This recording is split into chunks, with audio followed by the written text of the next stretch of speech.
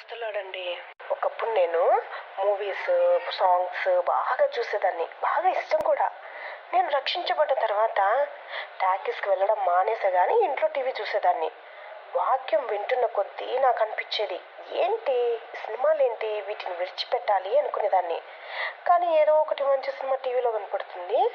చూడడం అయిపోయాక మళ్ళీ బాధపడడం, ఈ సినిమాలు చూడకూడదు అనుకోవడం, మానలేకపోవడం, ఇదే అయిపోయింది.